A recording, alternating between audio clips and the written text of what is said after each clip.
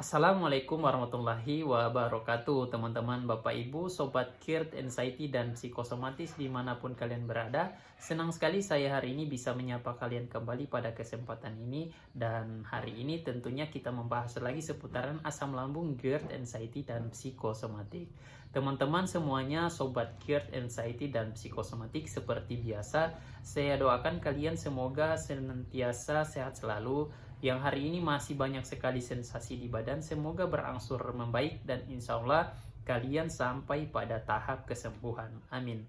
Bapak Ibu, teman-teman, Sobat Kirt yang hari ini masih sering bertanya di kolom komentar seputaran asam lambung, GERD, sensasi yang dirasa di perut, di badan maupun di kepala, atau sensasi-sensasi lainnya, alangkah baiknya Bapak dan Ibu, teman-teman semua, Sobat Kirt, melihat beberapa video saya sebelumnya yang sudah saya upload. Barangkali di sana sudah ada jawaban dari apa yang ditanyakan. Tinggal disesuaikan saja sama tema yang saya berikan. Jadi misalnya keluhannya masalah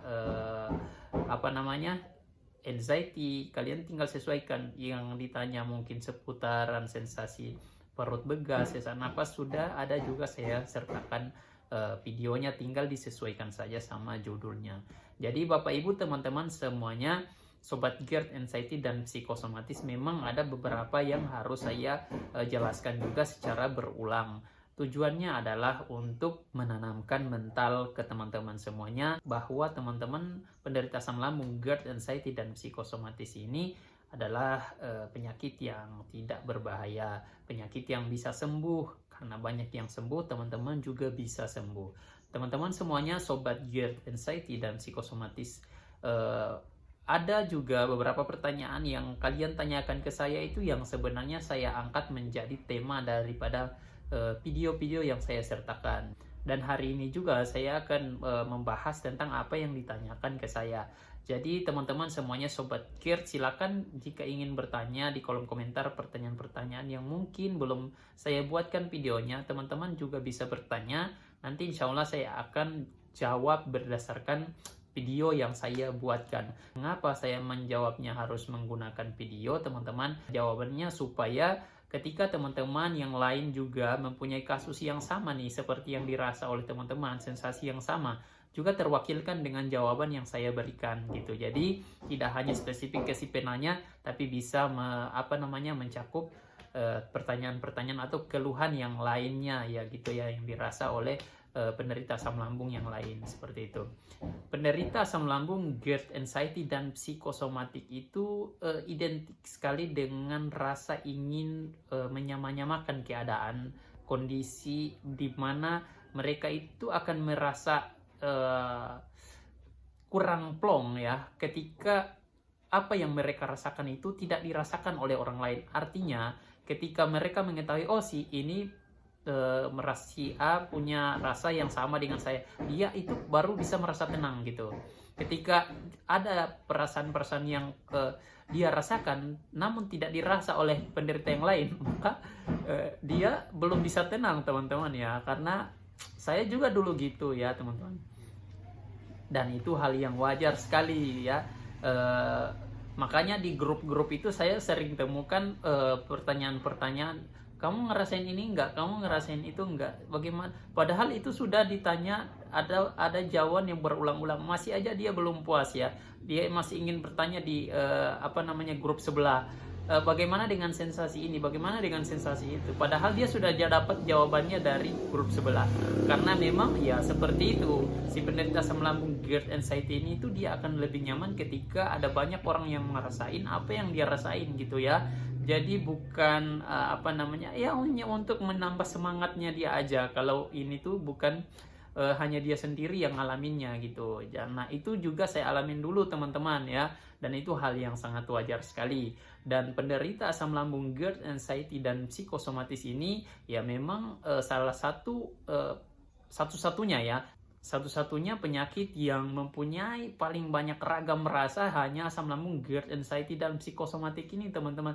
Tidak ada jenis penyakit lain yang mempunyai sensasi yang paling banyak melebihi penyakit ini.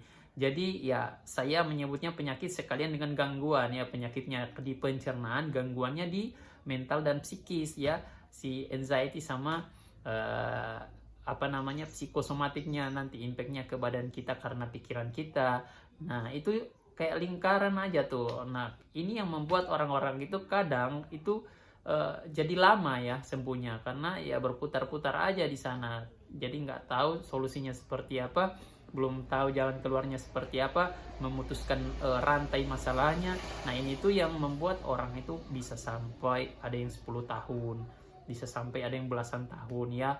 Dan itu teman-teman sobat GERD anxiety karena lingkaran tadi itu ya.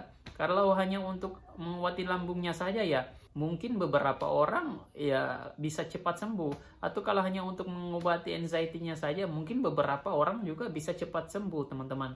Jadi dalam hitungan sebulan, 2 bulan, ada yang mungkin 1 tahun sudah sembuh. Tapi ada yang berlarut-larut itu teman-teman sampai 10 tahun, belasan tahun, atau ada yang sudah 20 tahun. Itu karena lingkaran-lingkaran yang dia berputar aja terus di sana teman-teman ya. Dan itu adalah permainan daripada psikis yang berimpak ke tubuh kita. Nah jadi kita ini udah jadi 2 PR-nya, udah masalah lambung, udah masalah pikiran. Nah ini tuh yang kemudian kita harus bisa tahu bagaimana cara ngatasinnya teman-teman ya. Paling tidak saya tahu teman-teman Bapak Ibu sobat GERD anxiety ini ingin sekali minimal bisa normal lah dalam beraktivitas ya. Nah sobat GERD anxiety dan psikosomatis, hari ini saya akan membahas tentang pertanyaan yang ditanyakan ke saya seputar asam lambung, GERD anxiety dan psikosomatis. Dan pertanyaan ini itu adalah pertanyaan dari subscriber saya ya. Jadi ini tuh dari perempuan ya kalau nggak saya. Soalnya dia WA ke saya, ini namanya Azahra ya. Saya juga sempat lihat dia komen di kolom komentar. Terus dia WhatsApp ke saya, namanya Azahra nih. Assalamualaikum Mas katanya ya, ini ya WA-nya. Salam kenal dari Probolinggo katanya. Ya. Saya penderita asam lambung psikosomatis anxiety udah sekitar 10 bulan. Dan alhamdulillah sekarang asam lambung saya itu sudah baik katanya. Hanya keliengannya yang bandel. Nah sampai sekarang keliengannya bandel katanya. Tapi asam lambungnya sudah baik. Nih teman-teman, Bapak Ibu Sobat GERD yang mempunyai kasus yang sama seperti yang dirasa si penderita ini. Jadi teman-teman itu ketika sudah asam lambungnya sudah baik, maka itu sudah sebenarnya sudah mau menuju pada tahap kesembuhan ya. Ketika makan sudah enak, badan dibawa beraktivitas juga udah bagus ya. Jadi ini tuh udah tahap tanda-tanda teman-teman itu udah mau sembuh ya. Hanya bagaimana tinggal menyesuaikan dengan kondisi dan keadaan. Karena teman-teman, Bapak Ibu Sobat GERD anxiety dan psikosomatis yang membuat kita ternyata itu bisa kambuh, bisa kumat, itu sebenarnya tidak hanya faktor makanan teman-teman ya. Tidak hanya faktor dari apa yang kita makan, tetapi sekali lagi saya sudah jelaskan di video saya sebelumnya bahwa faktor eksternal itu berpengaruh ke kesembuhan kita teman-teman, sangat-sangat berpengaruh. Keadaan di luar, kondisi lingkungan, kondisi dalam rumah, tempat kerja, ketika ini bernuansa positif, ketika ini auranya positif, maka kita bisa jauh lebih cepat untuk sembuh teman-teman. Ketika ini suasananya sangat-sangat tidak baik untuk kita, mungkin terdapat orang-orang yang selalu bawaannya toksik ya, hari-hari kita mendengarkan kalimat-kalimat ucapan yang tidak menyenangkan, ini malah akan membuat kita lama untuk sembuh teman-teman. Atau ini akan menghambat progres kesembuhan kita dikarenakan dengan kondisi lingkungan itu yang sebenarnya tidak kondusif untuk kita beraktivitas. Jadi teman-teman bisa resign ya, jangan paksakan keadaan. Ketika memang kondisi itu harus membuat teman-teman resign saja dari tempat itu, jangan memaksakan kehendak ya. Ketika teman-teman merasa kurang nyaman, kurang pede berada di tempat itu, di rumah, di lingkungan pekerjaan, ya di lingkungan sosial, bahkan di tempat teman-teman semuanya tinggal, ketika kondisi di sana itu auranya negatif, ya udah pindah aja dari sana, cari tempat yang lebih baik. Nah ketika teman-teman mendapatkan tempat yang lebih baik, maka insya Allah teman-teman progres kesembuhannya juga akan lebih cepat.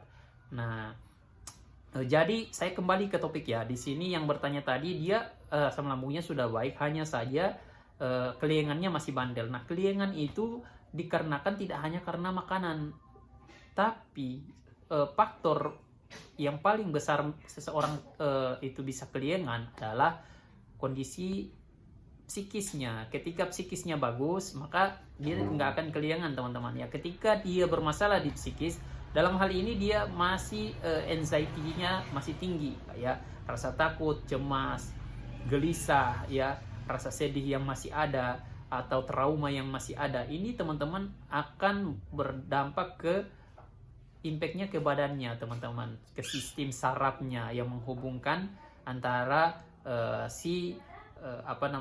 organ pencernaan dan sistem bagian kepala ya. Nah, ketika ini tegang teman-teman, ketika ini terganggu, maka ya wajar teman-teman keliengan ya. Keliengannya masih bandel, berarti masih banyak yang dikhawatirkan, masih banyak yang ditakutkan, masih ada trauma di sana ya. Jadi seenggaknya kadang di bagian pundak nih masih rasa pegal ya, masih rasa tegang ya teman-teman ya. Jadi nggak relax, nggak enjoy ya gitu. Nah, itu akan membuat suplai darah juga tidak akan normal teman-teman ke area kepala. Makanya ketika dia tegang, ketika dia tidak rileks, maka akan terjadi tekanan di situ teman-teman. Makanya rasanya pundak. Nah, kadang tuh kalau kita dipijit di area belakang ini tuh rasanya sangat nyaman ya teman-teman ya. Nah, itu karena fungsinya merilekskan kembali dan melancarkan kembali sirkulasi darah, sehingganya itu ampuh sekali untuk mengatasi keliengan. Jadi teman-teman kalau mengalami keliengan, coba sering keliengan itu coba dipijat ya di area belakang pundak itu, sehingganya sirkulasi darah kembali lancar dan insya Allah keliengannya hilang teman-teman ya. Nah, tapi ingat teman-teman, jangan banyak cemas, jangan banyak yang dipikirin, jangan banyak yang dikhawatirkan, ditakutkan ya, apa-apa takut. Nah, ini teman-teman memang bawaannya si anxiety ini teman-teman ya. Jadi atasin aja anxiety-nya ya. Ini sekitaran 80% udah mau membaik ya teman-teman ya. Jadi tinggal hanya bagaimana mengatur pola pikirnya saja teman-teman. Nah, dan untuk mengatur pola pikir itu juga sudah saya jelaskan di video-video saya sebelumnya. Jadi teman-teman, nanti kita akan kupas tuntas lagi ya teman-teman seputaran bagaimana kita mengatasi mental kita, hal-hal yang berpotensi dapat mencederai mental kita itu apa saja. Nanti akan lebih panjang sebenarnya jika kita uraikan teman-teman ya. Jadi pada intinya untuk teman-teman atau si penanya ini ya, keliengannya yang masih bandel itu disebabkan karena ya banyak yang dipikirkan, terjadinya saraf yang tegang ya, sehingganya sirkulasi darah tidak lancar ya. Ketika sirkulasi darah tidak lancar, otomatis kita akan kekurangan oksigen di bagian area kepala kita ya. Jadi kepala ini dia membutuhkan oksigen teman-teman ya, membutuhkan suplai oksigen yang cukup untuk kita bisa beraktivitas ya. Tapi ketika teman-teman merasa saya ini sudah nggak banyak pikiran, pikirannya sudah enjoy, sudah nggak ada takut lagi, sudah nggak ada trauma lagi, berarti teman-teman cek lagi nih makanannya, nutrisinya ini udah cukup belum. Sementara di penderita asam lambung, GERD, anxiety dan psikosomatis ini ya harus mempunyai gizi yang cukup ya. Kalau perlu harus dilebihkan karena kita ini mengalami yang namanya malnutrisi ya, kita mengalami ketidakseimbangan asam lambung sehingga proses pencernaan kita juga jadi bermasalah. Nah, ketika kita ini malnutrisi ya wajar saja keliengan ya. Nah, biasanya bawaannya juga lemas ini ya. Kalau orang lemas pasti dia juga keliengan ya. Dan karena yang tadi nutrisi tadi nggak terpenuhi teman-teman ya. Jadi dua itu, ketika teman-teman merasa saya ini sudah nggak banyak pikiran, sudah nggak ada pikiran, sudah nggak ada ketakutan ya. Kalau contohnya mungkin teman-teman itu benar-benar udah nggak ada ketakutan, udah nggak ada yang namanya kekhawatiran ya, teman-teman nggak terlalu kepo dengan apa yang dirasa di badan, dengan sensasi, jadi udah kayak bodo amat lah gitu ya. Tapi ketika teman-teman sobat GERD ini masih sering kepo, masih terlalu banyak yang ditakutkan, dikhawatirkan, ini kenapa ya, ini kok saya kayak gini, saya kayak gitu ya. Jadi berarti teman-teman itu masih ada ketakutan, masih ada gelisah ya.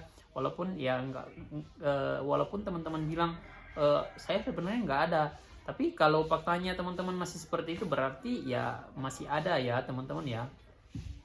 Teman-teman semuanya sobat GERD, anxiety dan psikosomatis dimanapun kalian berada, jadi kalian bisa melihat dari dua kondisi itu ya. Kalau memang sudah rileks berarti masih kelingan, berarti ya nutrisinya kurang ya. Tapi ketika mungkin nutrisinya udah makannya bagus ya masih kelingan, berarti masih ada kekhawatiran, masih ada kecemasan, ketakutan di sana ya, trauma. Intinya hubungannya masalah psikis lah. Jadi saya harap teman-teman bisa memahami apa yang saya sampaikan. Bagi kalian yang merasa video saya bermanfaat buat kalian, silahkan subscribe channel saya. Dan terima kasih sudah menonton video saya. Sampai bertemu di video berikutnya. Assalamualaikum warahmatullahi wabarakatuh.